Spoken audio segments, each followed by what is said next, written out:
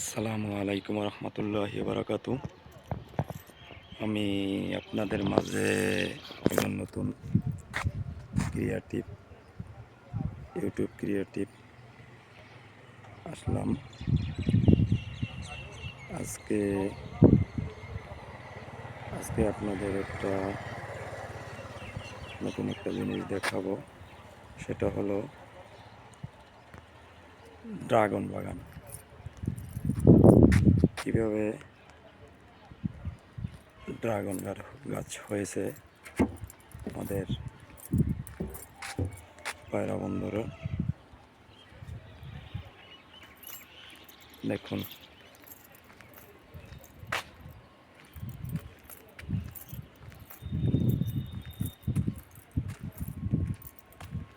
এই চারা মূলত এগুলো সংগ্রহ করতে হয়।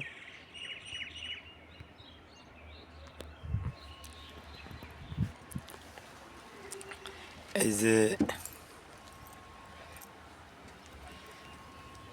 যে আপনারা দেখতেছেন যে গাছ যে কাটা কাটার মতো, এগুলা সংগ্রহ করতে হয়। সংগ্রহ করে তারপরে আপনার সুন্দর করে কেটে কেটে সুন্দর করে ফাঁস মাটি দিয়ে মাটিতে রোপণ করলে আপনাদের এই গাছগুলো শিকড় হয়ে তারপরে এইভাবে মানে ঝাড় হয়ে উঠবে। এখন এই ড্রাগন ফল কীভাবে হয়, যেমন এগুলো গোল গোল ফল হয়। এখন নাই ফল আমরা দেখাতে পারবো না, তা এখন দেখাতে পারবো না। এই ফলগুলো খেতে খুব সুস্বাদু, ভিতরে লাল হয়। ফলগুলো মোটামুটি যেমন আনারসের মতোই দেখা যায়, মানে আনারসের মতো অত বড় না, ছোট, মানে গোল। তো ওই ফলগুলো গোল হয়, উপরে মানে পাতা কালার হয় উপরের ইটা ছোলাটা, আর ভিতরে আপনার অনেকটা সাদাও হয়, যেমনটা বলা যায় জেলির মতো।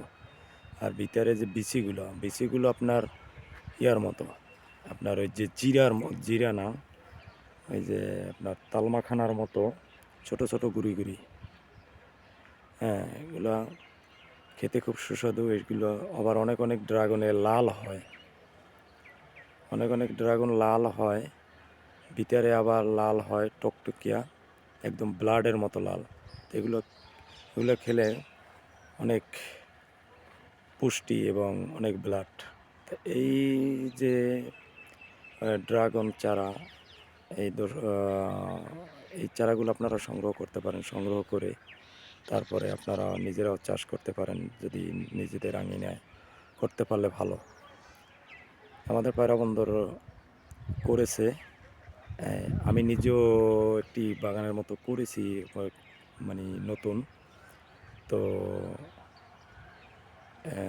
এখন পর্যন্ত মানে কেবল আর কি চারা লাগিয়ে দিয়েছি, কেবল আর কি যে আপনার গাছগুলোর ওই যে আবার অঙ্কুর ছেড়ে দিয়েছে।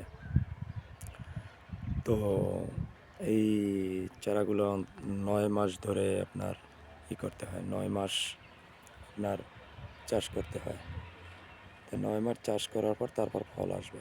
প্রথম ফল অল্প আসে, পরে ফল ভালো আসে। তো এখানেও 9 মাস চাষ করার পরে আপনার ফল এসেছে। হ্যাঁ, আপনার ফল এসেছে, অল্প আসছে ফল, কিন্তু আসবে। এখন এরপরে ফল আবার নতুন করে আসবে। তাহলে এই ছিল আমার একটা ভিডিও। যদি আপনাদের ভালো লাগে লাইক কমেন্ট শেয়ার দিবেন। আমি নতুন হিসাবে নতুন করতেছি, আমি ভালো বুঝতেছি না, তো আপনাদের মাঝে আসছি। তো আপনারা একটু লাইক সাপোর্ট দিবেন। হ্যাঁ,